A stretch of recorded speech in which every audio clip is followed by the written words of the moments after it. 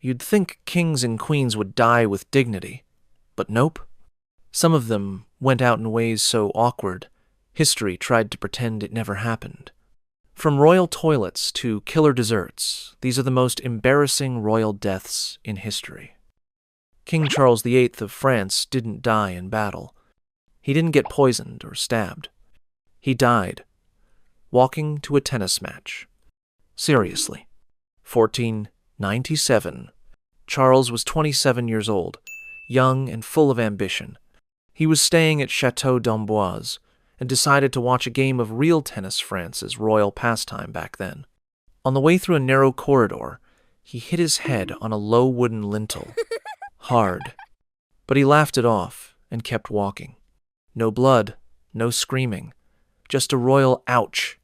He watched the game, chatted with guests, and then, just a few hours later, he collapsed. Dead. Doctors called it a sudden stroke. But everyone knew it was that wooden beam that ended his reign.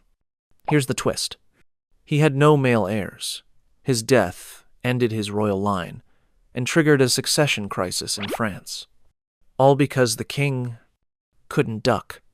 He crossed the Alps with armies, invaded Italy, dreamed of glory, and lost everything to a doorframe. You'd expect a king to die in battle, or by poison, or maybe an assassin's blade. But King Alexander I of Greece? He died because two monkeys started a fight. 1920. Alexander was just 27.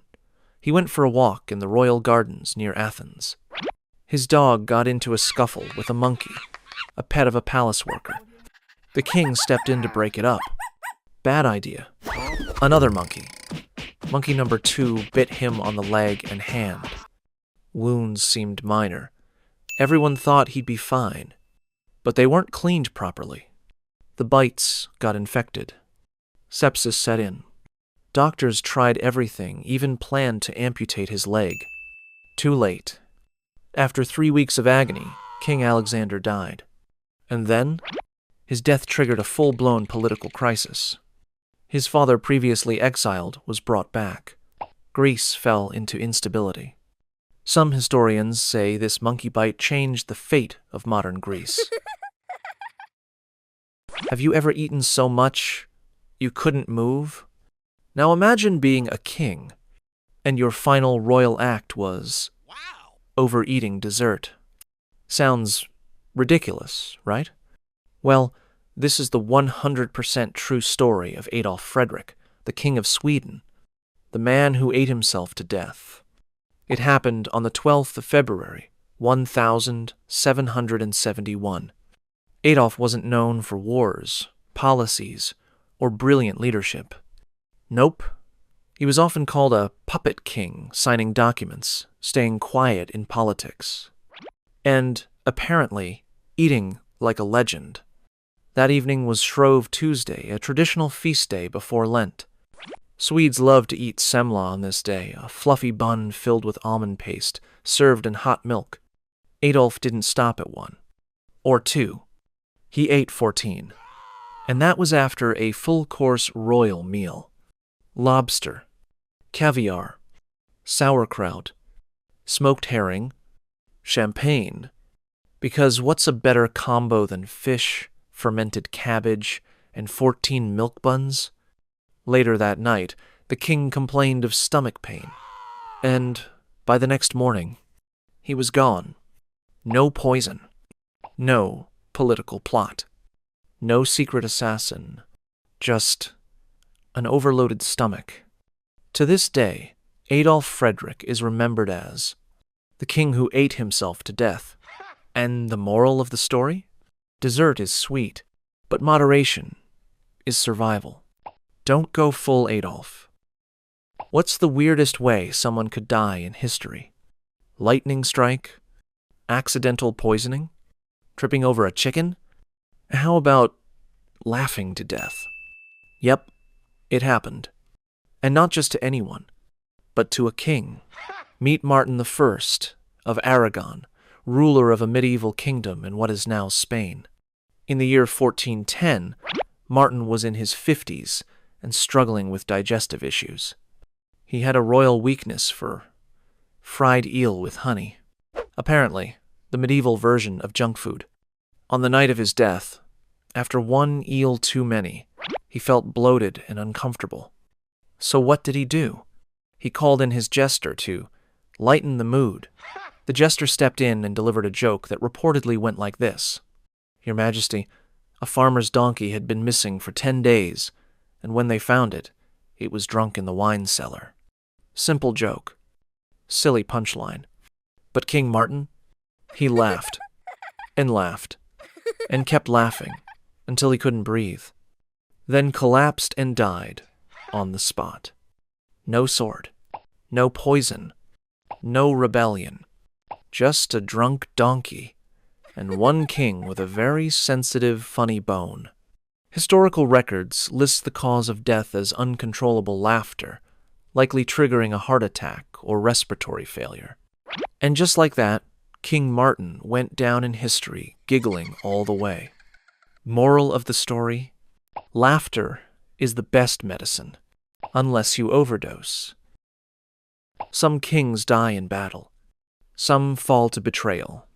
And then, there's one king who died while flexing his muscles for his girlfriend. Death by overconfidence. Meet King James II of Scotland. A fiery redhead with a quick temper and a love for warfare, but an even greater love for big cannons and being the center of attention. By 1460, James had already earned a reputation as a bold and impulsive king. He was only 29, full of ambition, and wanted to crush the English once and for all. And during the siege of Roxburgh Castle, he saw the perfect opportunity, not just to win a battle, but to look awesome doing it. James decided to impress her the medieval way. He ordered his biggest, fanciest, most intimidating cannon, freshly imported from Flanders, to be brought to the front. It gleamed in the sun. The soldiers held their breath. The king puffed his chest, rolled up his sleeves, and stood right next to the cannon. "Behold the power of your king," he declared. Muscles flexed, hair blowing in the wind, fully in his heroic movie moment. And then, boom. But the cannon didn't fire forward. It malfunctioned, exploded backwards. A huge metal shard tore into the king's upper thigh right through the femoral artery. Blood gushed. Soldiers panicked. The queen-to-be screamed. Within minutes, King James II was dead. Still shirtless. Still flexing. Still trying to look cool, as the most unfortunate cannonball wingmen fail in history. Death in battle? Understandable. Poisoned by a rival? Classic. But death by toilet collapse? Oh yes. This is the very real story of the king who quite literally died on the throne. Enter King George II of Great Britain, an 18th century monarch, not a warrior king, not a revolutionary thinker, but a man who loved routine and took his morning bathroom break very seriously. Every morning, same time, no exceptions.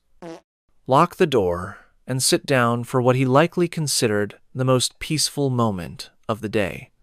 This wasn't your average restroom. It was a high-raised wooden toilet built above a pit, lined with polished oak and velvet cushions. Because, royalty deserves a plush potty. And yes, it had zero plumbing, just gravity and hope. 1,760. The king, now 76 years old, followed his ritual.